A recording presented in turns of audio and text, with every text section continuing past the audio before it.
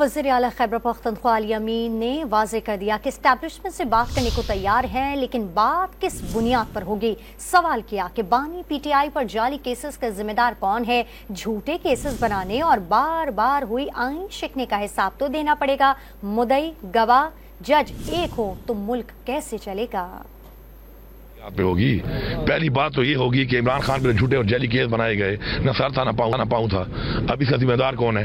سزا کس کو دی جائے گی یہ کام کرنے کی کہ جعلی کیس جو بنایا گیا اور اس میں اتنا لمبا 300 دن زیادہ عمران خان کو جیل میں رکھا گیا، ابھی بھی جعلی کیسوں میں مزید رکھا ہوا ہے، اس کا کوئی حساب تو دے گا۔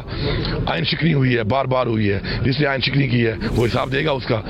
اسی طرح آگے جا کے جب تک چیزوں کو ٹھیک نہیں کریں گے تو یہ تو کوئی طریقہ نہیں ہے۔ وکٹمائزیشن کر دو، اگلے پہ بنا دو، 9 مئی ہمارے پہ ڈالا ہوا ہے، ہم کہہ رہے ہیں ثابت تو کرو بھائی۔